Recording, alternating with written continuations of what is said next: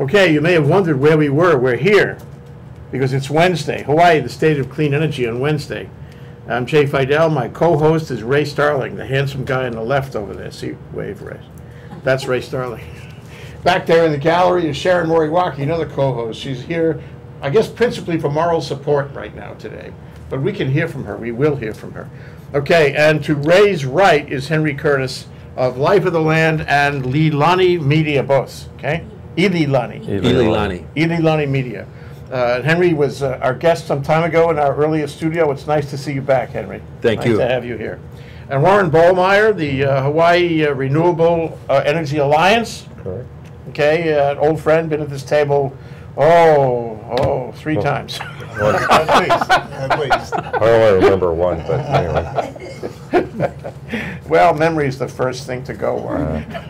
I can tell you from experience. I'll let you know when it happens to me. I'm going to talk about the emergence of new utility models today, and the reason is that just, last week we had this phenomenal conference, at least from my point of view. I thought the topic was really well selected. The people who were there were an extraordinary, coalition of coalescence, if you will. Don't we have another person also here? Oh, and we have, Doug McLeod by Skype. Say hello, Doug. Hello. They had to remind me. Henry reminded me. He's on the ball. Doug McLeod joins us by Skype from Maui, where he lives and works and organizes conferences and the like. Thank you for joining us, Doug. He's the county energy energy pleasure, guys. County energy coordinator of the county of Maui. Huh? Commissioner. County commissioner of energy of the county of Maui. Okay, so we've got a really robust crowd. That's why we're going to relax ourselves and let it flow. Okay? So the first thing is, I suppose, if we're going to talk about new utility models, we should talk about exactly what was going on and why it was going on in Maui. And Doug, why don't you start? I mean, how did this whole thing come about? Last Wednesday, Thursday, maybe some of Friday, where you talked about new utility models in a conference in Maui. I guess, probably the best way to describe it is an energy conference held on Maui, not, Maui holding an energy conference. And, the distinction I'm making is if you look at who really put together the program, we had a really substantial involvement from Oahu and really other islands as well. And, there was a program committee. The names on that committee will be familiar to really anyone in the energy business. People like Maurice Kaya, Colton Ching, Jay Griffin from the island of Maui, Bash Nola. I was involved, and MEDB. Then from the city of Boulder, Jonathan Cohn. So it was really a nice mix, and it really took all of those folks working together to try to come up with something that brought together a lot of different viewpoints. And to the extent that conference was successful, I think that probably is the key thing, that it brought together a diversity of viewpoints all in one place here in Hawaii at the right time. That's impressive. It's impressive that you put it on a sort of a broader statewide kind of approach to things, and that really all the major players, a lot of major players came to see what was going on, participate in the discussion. So much so I'm really excited that we have this program going on today to kind of look back and see what happened and get the essence of it. So what did you intend it to be when it was originally set up? Well, when you were putting together your title for the program, I think you guys got this word transforming, and I think that actually came from one of Henry's stories. But I think he got this word right when he said transformation or transformational. That I think what people were trying to do is say, what are some of the different visions of paths forward? And so on one end you had a co-op as a model for changing the structure of ownership of the utility as a way to solve the issues we're having. But then you also had people arguing that technology, particularly things that allow fast response from the customers, EVs, DR, things like that, that those can allow the traditional IOU to survive. So you just heard quite a few different viewpoints. You heard really some strong speakers, people like Hunter Lovins that it was the first time I had heard her speak live, and boy, what a powerful speaker. So, I'd really almost turn it over to Henry as far as what what stood out. He was there, covering in a press role for all of the days, but for me, it was just really amazing to watch this different flavors or different approaches on how we solve these things. And it's also just amazing how across the country how the problems are more similar than you'd think. After that Superstorm Sandy on the East Coast, what do you find there? A sudden drive for microgrids, not based on any of the same reasons that are driving microgrids in Hawaii, but having the same effect on the market of moving it forward. So again, as someone just sitting there in the audience and taking in this, it was really educational. Oh, that's great. Well, okay, thanks for mentioning Henry, because I'll tell you, I didn't know about this conference until I got Henry's email. And I say, whoa, there's 27 ways I could have learned about this conference, but I learned about it from Henry. Thank you for that, Henry. You're good at this media business, It's enjoyable, and it's a good outlet for an alternative approach of trying to, when people say they've learned something, but they can't tell what point of view I have, I consider that a successful article. I agree. I mean, can't really tell them what you're thinking. Let them try to figure it out. So, Henry, following on Doug's thought, why don't you tell us about the origins of the conference and and how it was shaped up as far as you're concerned? Well, I thought tackling the issue of the model is really important because across the country, the explosive growth of rooftop solar has taken the world by storm. The fact that it's growing at 43% a year worldwide for 12 years. It's still a small percentage, but at that growth rate, in another 12 years, it would be everything. So obviously it's not going to grow at that explosive rate, but at that rate, and with the dropping of demand due to energy efficiency and rooftop solar, suddenly utilities across the country are discovering that they're not getting the same kind of revenue in that they've always gotten, that each year they're going to be getting less and less revenue. And how do you build out a smart grid during a time of decreasing revenue?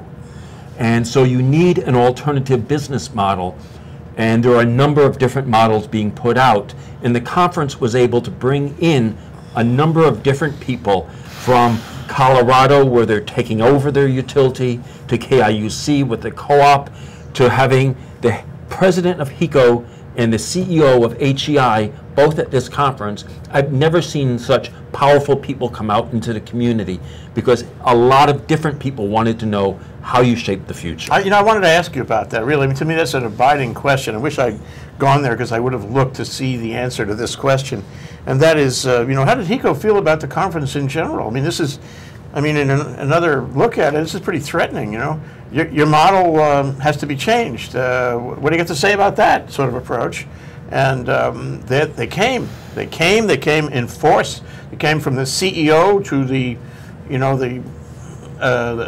holding company CEO. That's quite something. And some serious executives there, all willing to engage on the question of changing their model. That's and quite Sharon something. Suzuki, president of MECO. So there were 24 people there from the utilities, from the HECO companies, who wanted to understand where their company was going. Yeah. And were open to the discussions. This must have been very interesting for you because you've been advocating around these issues for a long time.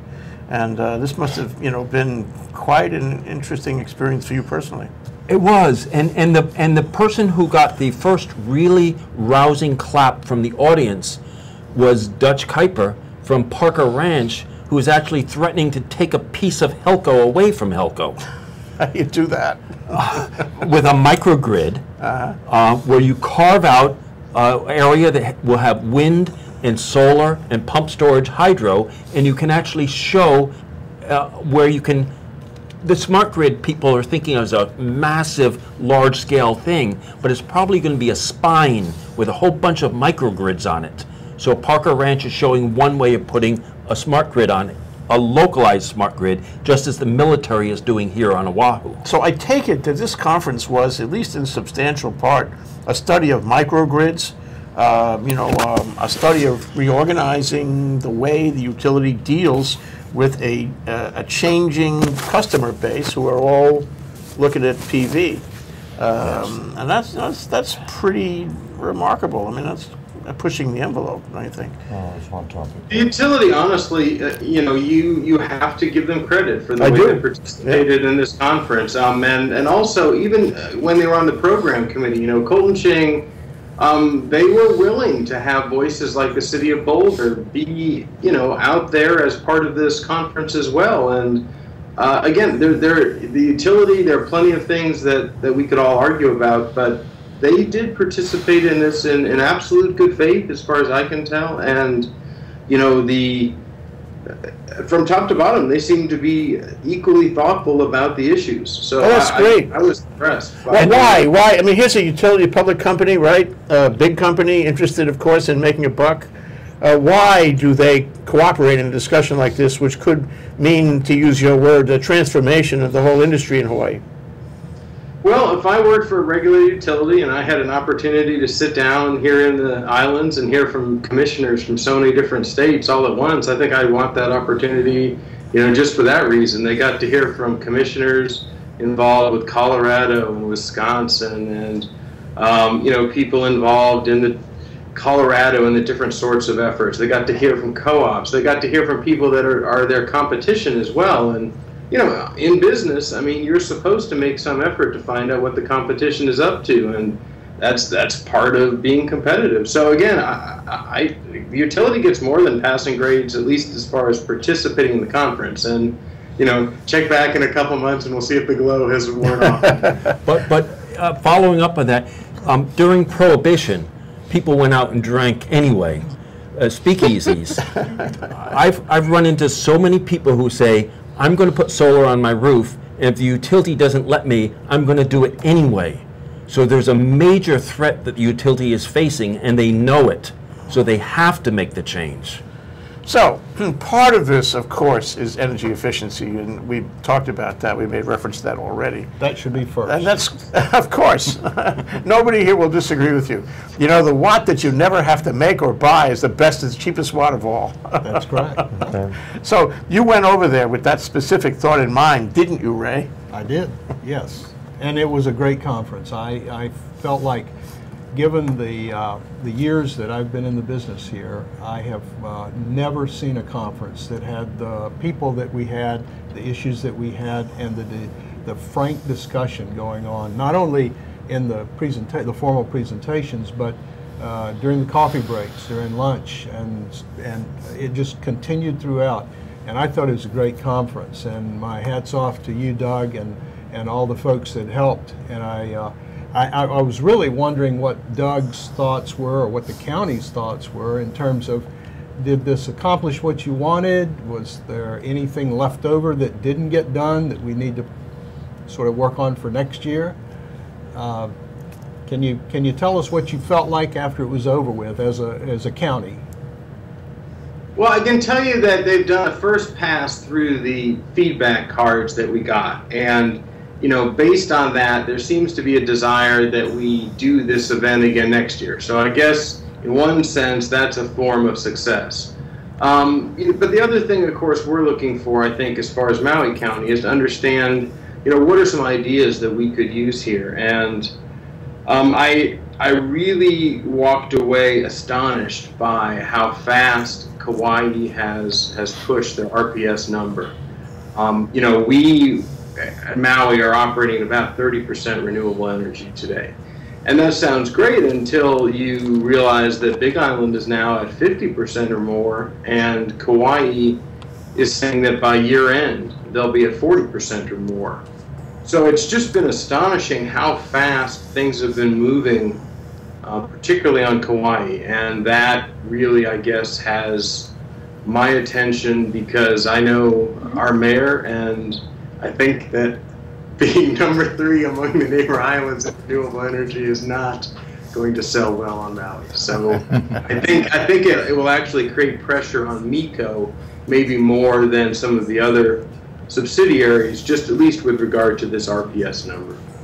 So, well, it sure sounds like this conference was a turning point of some kind. It was a statement of progress. It was a statement of coming together. And that's what it sounds like. You can agree with me or disagree with me. We'll talk about it after the break.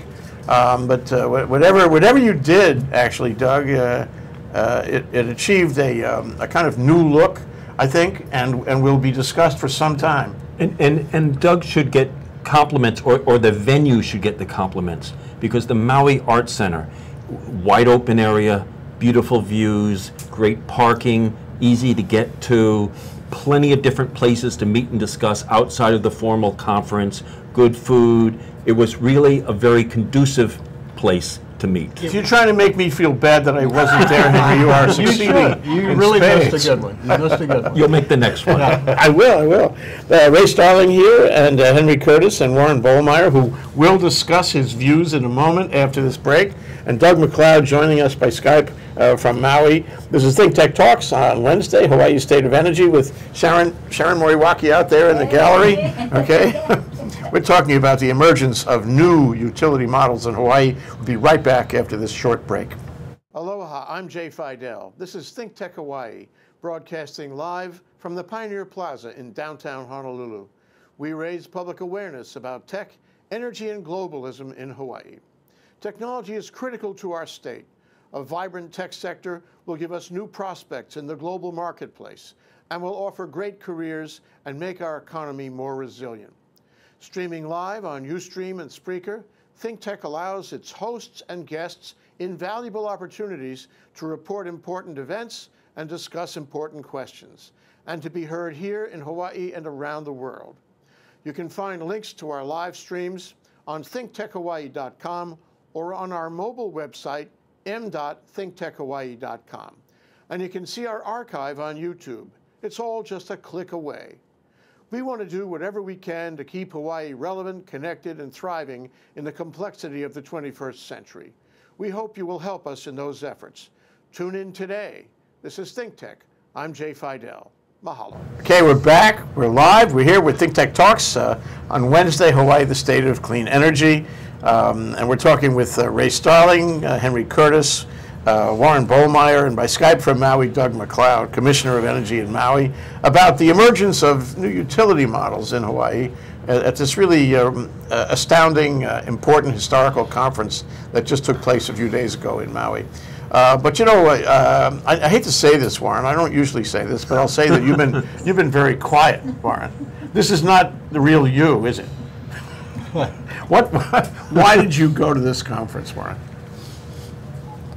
I thought it might actually be worthwhile, and turned out it very muchly so was. And let me put this in context. I go to a lot of conferences on the mainland to recharge my batteries and get fresh new ideas. What a great expression. And this is an interesting one. For the first time, it happened on Maui, and partly it was because the mainlanders came here, so it saved me some money.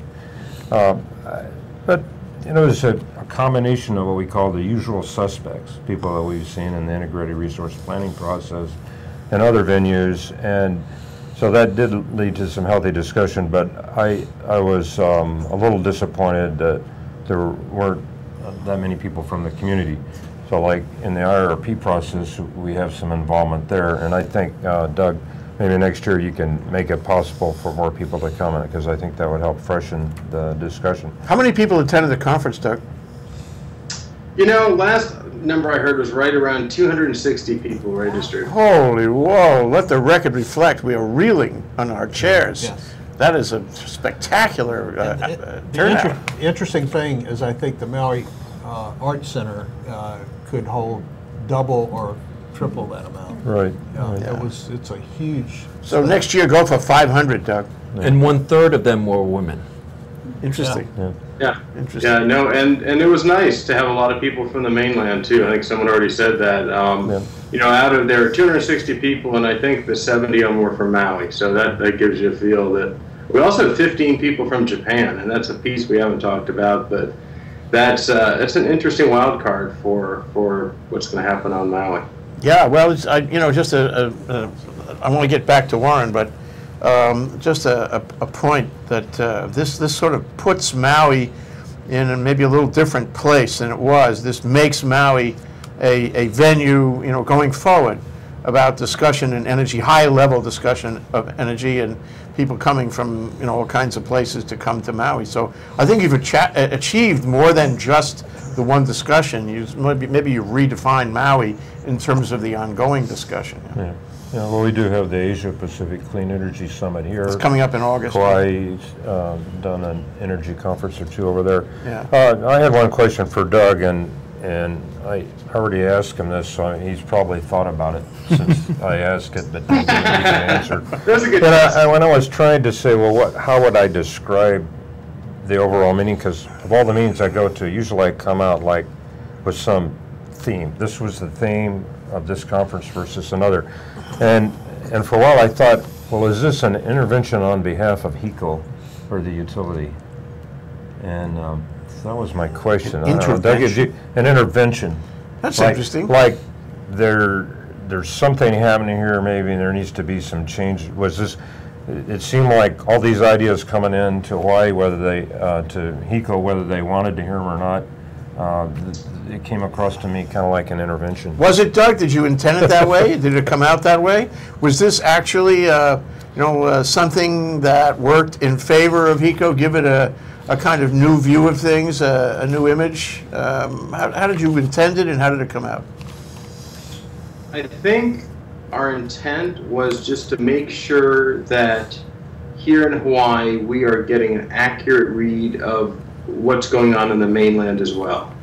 So once we brought those other voices in, I guess my hope is that they do affect the planning and the thinking for the utility. Is it an intervention? I'm obviously a loaded word.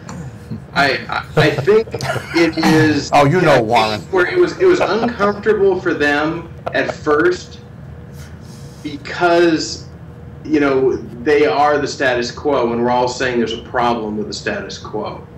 But in the end, once you realize this is an industry-wide thing, that what we're experiencing in Hawaii has unique aspects, but it's probably just a precursor of what they're going to be seeing again and again and again on the mainland. So once you look at it that way for the utility, it's not quite as threatening. It's just something, affecting your whole industry. So I think that's the tone that they were going with.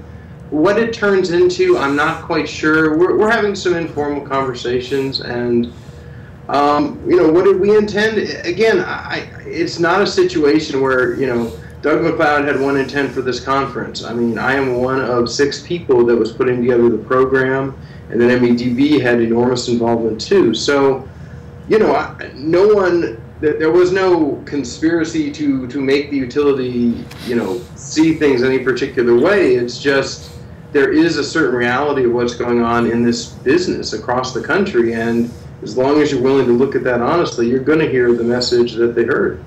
Well, that's a point that I wasn't fully aware of, namely that you drew people from across the country and from Asia. And I wonder if you could speak to that for a minute and say why did they come? What attracted them about the conference, do you think, to make them come? What were they seeking? What did they want to learn here so they should come to this conference? Well, I would say, turning first to Asia, in Japan, we had the Japanese government as a sponsor for the event. So NATO, which is the New Energy and Economic Development Organization, they were a major sponsor, as was Hitachi. There was also a third Japanese company, Eurus, involved. And so all 3 of those, gave kind of a critical mass, and we're able to get a speaker from Tokyo University that, honestly would be considered, I think, their leading speaker on what has happened to energy policy in Japan after the nuclear accident. So that was a situation where, again, for totally different reasons than things are happening in Hawaii, they found themselves at a very similar point, needing to rapidly increase renewables, look at real changes on the efficiency side, and they just had to do it quickly. And it's interesting to think of a nation of 80 million people trying to change their policy so quickly, when, of course, on Maui, getting 150,000 people to agree to things is very difficult. Well, also they had several speakers on smart grid related issues, and Well, that'd be off the and Hitachi presence in Maui. It Yeah. sounds like the Hitachi presence in Maui was one big element in your connection with Japan. Am I right? What I could, Yeah, absolutely. We had a number of tours that were optional on the third day, and so the Hitachi Smart Grid project was the most popular tour. And like Ron Binns and some of the others, I went with them on that, and it was very educational for people to see in the field what's going on. You know, now we have these home level batteries installed, these smart PCS systems, some of the distribution level batteries. So it's starting to come together, and people can see and start to think about that. The really interesting thing on the Japanese project to me was we got Hitachi to do this rough calculation. And we asked them, say, assume that the amount of curtailed wind power is a certain level. And we used a level that's still below where we are today. We said 1 gigawatt hour a month. And we said, if this amount of energy is available as curtailed renewable energy, how many EVs would we need to capture all of it? And the number came out about 1,800. And given the rapid growth of EVs on Maui, these kinds of numbers start to become, you know, within the range of possibility. So that was the other piece from the Japanese presentations, is the math isn't quite as far-fetched as you might think on an island like Maui. Today we probably have 300 EVs and growing. Sorry. No, go ahead. Yeah. I was going to ask about the other side of it, that is continental United States or points east. I'm just wondering, you know, what the exchange was there. Were they there to learn from the conference, or were they there to teach the conference, or a combination? And if a combination, what was the combination? It was definitely a combination. So starting on the East Coast, we had the president of SEPA, which is the Solar Energy Power Association. They're basically grid-tied PV experts. We also had 3 different participants from the U.S. Department of Energy, including one of the keynote speakers, Alice Madden. Alice also is one of the Colorado people, and there are a number of connections. The city of Boulder was a great help to us in putting together some of these folks, and they made connections with a number of speakers out in Colorado. So then separately we had help from our county council in terms of Marin County, and we were able to get them to come and speak about their program, which is an interesting variation on everything else. It's basically an aggregation program where the government steps in between the utility and the customer and basically allows the customer to buy a greener product made with a higher percentage of renewable energy. So that was another interesting variation. There were people there as well from Canada, but again, East Coast, a few people from the Midwest as well. There was yeah, you know, again, the companies that were there were major companies in the energy business, people like GE and Siemens and, you know, the big utility holding companies, Google, just a lot of companies in the energy business showing up as and participating. They see Hawaii as, you know, a market to sell their goods and, you know, best practices and so forth, or do they see Hawaii as, you know, a laboratory that can teach them things? I'm just wondering if, you know, you had any feeling about the people coming here. Do they see Hawaii as a leader in this area? I think in the areas of PV, and particularly PV and batteries, I think they see that the economics are going to work first in Hawaii. So we are de facto a leader just because of the economics working better here. I'm not sure they would see us as a leader in wind for a number of reasons. But I think with solar, we have legitimate credentials. Yeah, Okay. let me comment on that. I think it works I both thought I'd ways. get Mark to talk to that. Warren has a comment, if you don't mind. Well, I think it's working both ways. People are saying we can learn from each other, and I do have to make a plug for Boulder since I lived there 13 years, and I used to go to these conferences I referenced to, and I'd kid my buddies back there, hey, you guys still haven't net metering yet. Look, we got it here in Hawaii. I don't think they still have net metering, but what they did was they voted through an RPS instead of legislated, and now the city of Boulder wants to set up and become its own muni. So they're definitely a good potential model to look at there.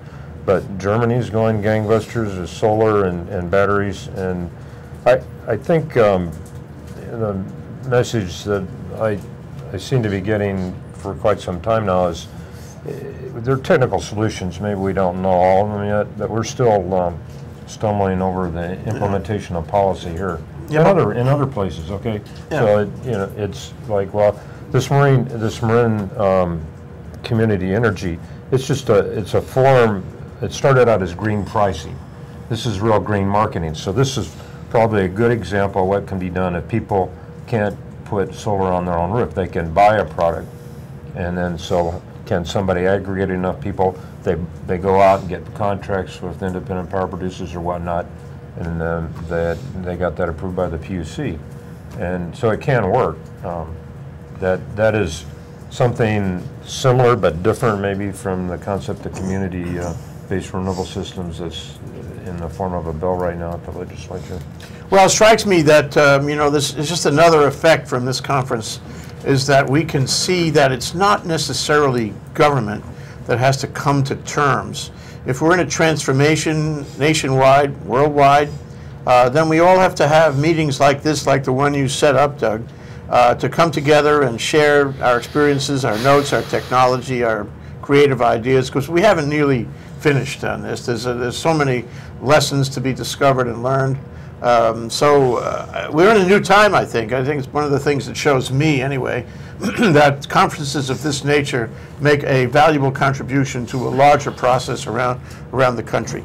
And on that note, I'd like to return after this break to a discussion about how this conference affected the thinking in Hawaii and how it will cast a shadow in Hawaii going forward. I'd like your opinion on that, you guys. Positive shadow. A good shadow, yeah. Okay. Some shadows are good. Okay. That's the voice of Henry Curtis. And we have Ray Starline, and we have Warren Bollmeier and Doug McLeod by Skype from Maui. This is ThinkTech Talks on Wednesday, Hawaii, the State of Energy, and our co-host in the gallery is Sharon Moriwaki, the co-chair of the Hawaii Energy Policy Forum. We're talking about new utility models, and boy, this is important. We'll be right back after this break. I'm Hong Jiang, host for Asia in Review on Tuesdays. And I'm David Day, host for Asian Review on Thursdays. Both of us broadcast our respective shows at 4 p.m. And my topics tend to deal with questions related to environment, culture, history, and sometimes human rights. And my shows tend to be on international business, foreign policy, geopolitics, and national security. And you can watch our shows live on the ThinkTech website at thinktechhawaii.com. And you can also watch us on YouTube or Olalo. So come join us on Thursdays at 4 p.m. I'm David Day. And on Tuesdays at 4 p.m., I'm Hong Jiang. Aloha. Aloha. We're back. We're live. We're having a wonderful discussion. It's making my blood run fast. This is what Energy Wednesday is all about. To examine this kind of process is, it's changing things right around us. It was a great event that took place in Maui. On the energy conference about the new utility of the future there only a few days ago. And on the show we have Ray Starline, Hawaii Energy, Henry Curtis, Life of the Land, and Ililani Media. We have Warren Bollmeier of the Hawaii Renewable Energy Alliance, and Doug McLeod by Skype from Maui. He's the Energy Commissioner in the County of Maui, talking about new utility models. We've discussed how this might have affected our connection, if you will, with other places, but I'd like to turn it back to Hawaii for a minute and see what it means for us. Because we've had, what did Tocqueville say? A tumultuous experience about energy. We still are having a tumultuous experience about energy, and I just like to know where this conference fits in all of that. And as Henry put before, if it's a shadow, it's a positive shadow. Excuse me. So going forward, what do we get out of this for the benefit of the Hawaii energy community?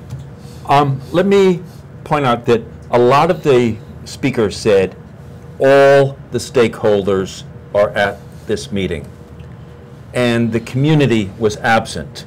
Right. So what does that mean, the community? All the groups around the state who regularly get involved in energy issues but are not the utility and not the government and not people who stand to make a lot of money out of this issue. So under the Or some money. or some money. Maybe not a Under lot. the PUC's integrated resource planning process, the PUC set up a 68-member community advisory group. That was the first time that people started coming together from different groups around the state, stakeholders. And I've heard rumors that there may be a follow-up conference that focuses more on the communities, the people who are all really supporting a much more aggressive move towards renewables, but are the kama'aina, the local folks. Because the solution, you need a solution that makes the regulators happy, you need a solution that makes the utilities happy, you need a solution that makes the local people happy. And unfortunately at this conference, practically everybody there said, we need an alternative model, but we need to protect the incumbent utility. Hunter was the only one who said, you know, there's no guarantee that the incumbent will survive. They may or may not, but you should not go in with the presumption that automatically everybody survives. If you look at telecommunications, that revolution, we vastly transformed everything, but some of the companies did not survive. Interesting point. Now, they were not prohibited from coming except the cost to Well, yeah. attend. Now, that was a barrier. That was the barrier, and we may be able to do something about that. As we said, we had plenty of open seats. The whole two-tier balcony was empty. So what would you do? I mean, if it was in Oahu, would that be less of a barrier? Would you give them some sort of incentive? Would you pay their airfare? What would you do? I would say you don't require a local community person to pay $395 to attend a two-day event. You might say that for those who can afford it, by all means, give it. Those who can afford to give a lot more, like the utility, which coughed up a lot of money, fine. But there should be a lot of community people who get in simply because they're community people. For free. Yeah, or And they can spend their $5 or $10 $300 on the airline instead. Yeah. You mentioned, Ray, before, while we were talking about the break, that there's the distinction between this and the summit coming this summer, the Energy Summit, is that this is it's a local, it came locally. Can you talk about that?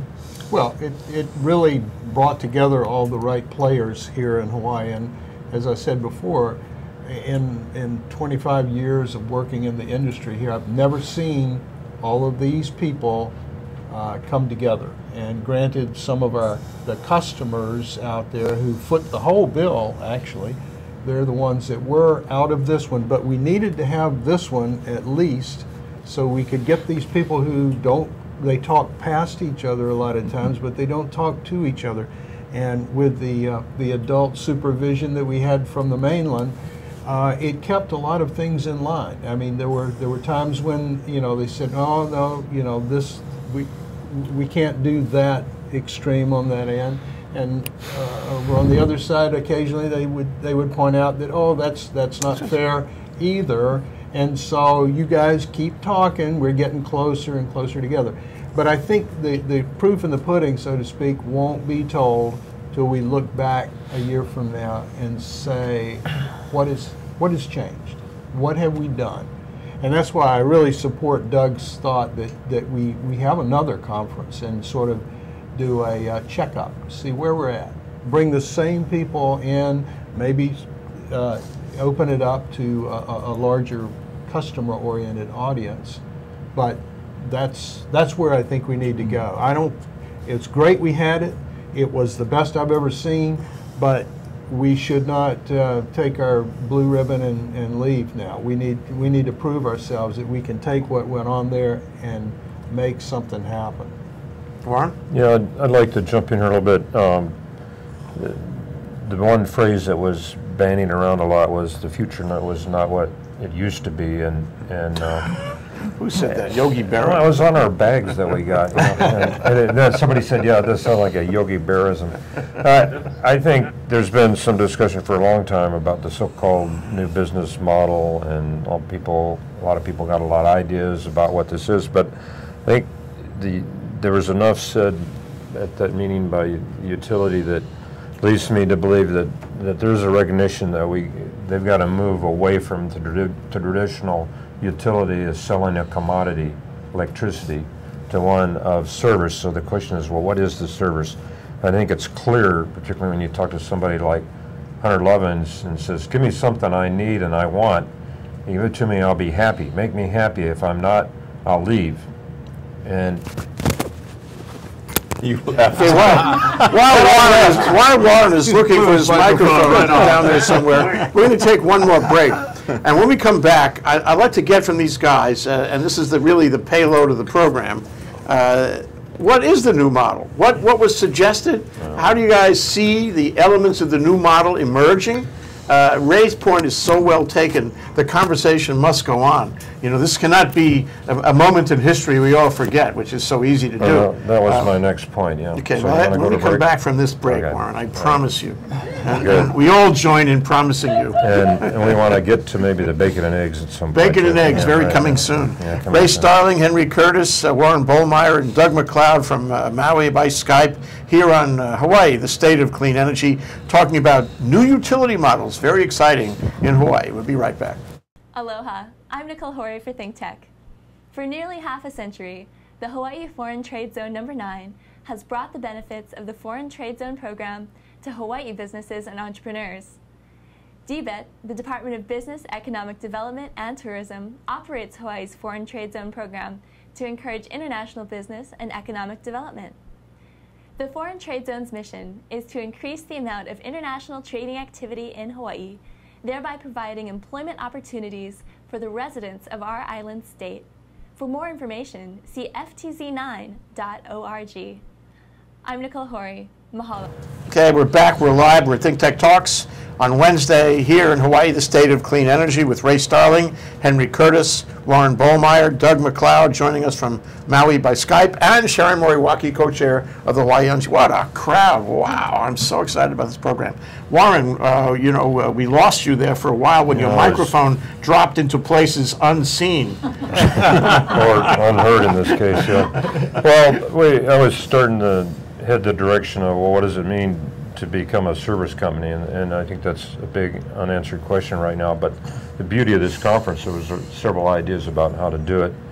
And the former Commissioner Ron Bentz that Doug mentioned before, Commissioner in Colorado, talked about that. And we've had some initial discussions about performance-based incentives, like get the utility oriented by, for example, simply stated, the better, faster we do renewables and energy efficiency, they could make more money doing that.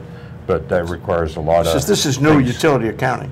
Yeah, we're getting away from utility accounting that existed for 100 years. That's only one step in terms of what is the true service company. And Okay, let these guys talk about the other steps. I want to say one more thing. One more thing. Okay, so to me, to get to the true service company, you got to truly understand, listen to your customers. What are their expectations? And that's a big gap right now. And the gap that we've seen this for years, I think, talking about. So an what's the IRP. model? Right now I got Okay, more questions than I have it's answers. Henry's turn. I got one answer. I'll let Henry. One No, potential cheer up. answer. You got 3 seconds to say what it is. Okay. The new utility model is you will have lower sales, but it will be okay for the utility because you'll have a higher profit margin because you'll be incentivized to do certain things. Now, the issue that Warren was trying to bring up is if you incentivize the utility for moving in one direction, but that is not what the customer wants, then the customer will feel insulted that the utility is making a higher return moving in a direction they don't want it to go in. So you have to align the incentives with the different classes of customers to make sure the customers are happy with the way utility is going, and therefore they get a higher rate of return, and therefore the utility feels comfortable. That sounds like what Warren was saying. Yeah, in part, but the major gap that's missing here is we've done a terrible job of planning. We start doing an IRP and it gets time for the next cycle, it doesn't get approved, and we go on. And I think the advisor group that we had in the current round of IRP is better, But I'm thinking, and this is kind of pointed towards Doug, that maybe one way to drive forward is to have the counties do individual IRPs in terms of here's what we expect, here's what we would like, and then the handoff would at some point then go to the utility and say, well, how can you make this happen? Let's turn to you, Doug. What do you think about that? Is the role of the counties going to change? Is the new model we are talking about, does it have greater participation by the counties? Actually, Warren's right. In the short term, it will be, because once IRP was rejected as a statewide process, de facto, we're back to island-specific planning, and Big Island has already begun this process of hiring their own consultant. Quite frankly, that's an internal discussion we're having. Could we agree on a third-party consultant, that would be willing to work in a broader way? For a personal perspective, I think the real interesting question is maybe more, do you go back and try and fix IRP, or do you look at the Ho'onua decision and the idea of maybe a power system improvement plan as a narrower fix? So that's probably what we're struggling with at the moment is, at Maui, how do you fix it? But the resource plan should be aimed at something specific, and best way I can say it is kind of like if you think of a community that is going to build a house for somebody, or maybe they're putting the whole community together as well. What kind of house do we want to live in? I think we're at this point, because up to now things have just been happening, and so that was one thought I had. So I think the community could have maybe in a kind of a structured but free-flowing way could have a tremendous input, and then you can answer some of these questions. Let me give you some specific examples. Everybody's got to get a chance. Well, I didn't say much in the first 15 minutes. Well, yeah, but you lost that. That's water under the bridge. Okay, we're going to move forward on this. Ray, how about your input on it? Well, I think I sort of came away with a very positive attitude about the conference and what its possibilities were.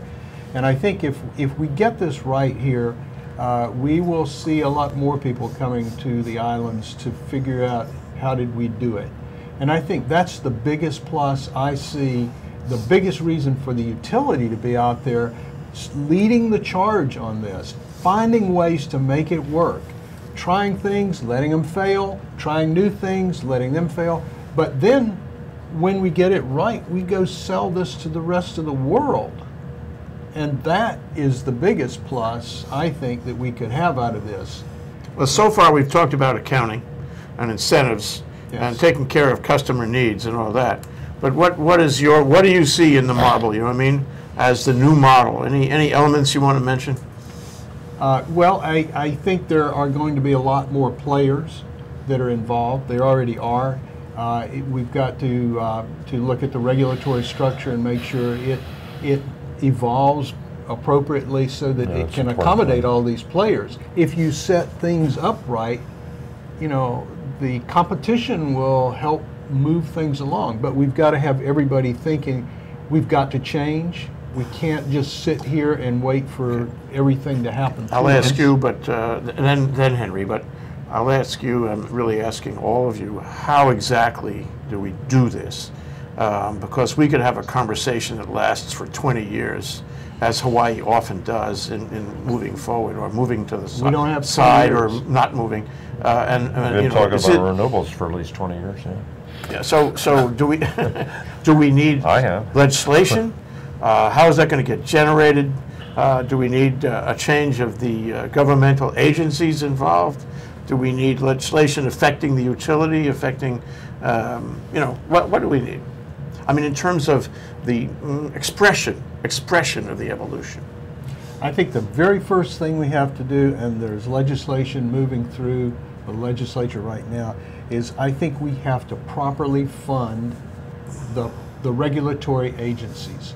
We cannot starve them to death and have good people leave to go work somewhere else because the pay is not there, or they can't fill job positions because they don't have space in their facility. I think that's a really important point. These things have historically kept the regulators from doing what they should be doing. We're building an industry on both sides of the equation. We're building an industry in government of knowledgeable regulators. we're building an industry in industry.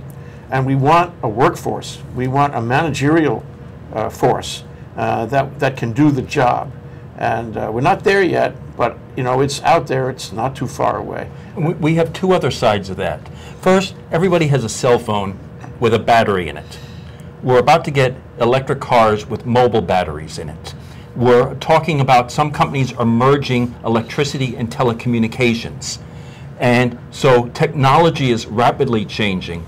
And the second thing we need, not only do we have to shut down the revolving door and give the PUC far more funding so they can do their job, we also need to make the public more comfortable with what they're doing. So currently, the PUC commissioners file annual financial disclosure statements so we can determine if there's any conflicts of interest.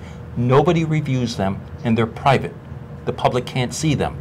So in addition to funding the PUC so they can do their job and shutting the revolving door, we need to gain the understanding to make sure there's no conflicts of interest. So you think legislation might flow out of this conference?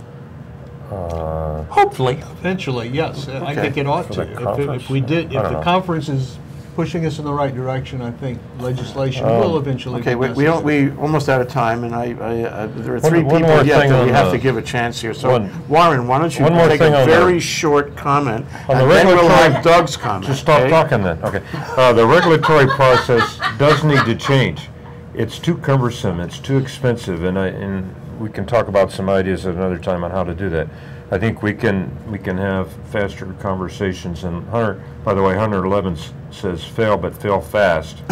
And the last thing I want to say, Commissioner Akiba made a great statement, and I got a question for her. She said, we're sending you, speaking to the rest of the people in the audience, a postcard from the future. So I got to ask her, what's the date on the card? Postmark.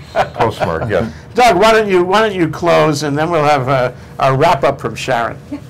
I just wanted to say that if people are listening to this and interested in seeing some of this live, or not live, at least recorded, it should be available fairly shortly on Akaku, which is our Olelo, so AKAKU, and again on their website probably within a week or so.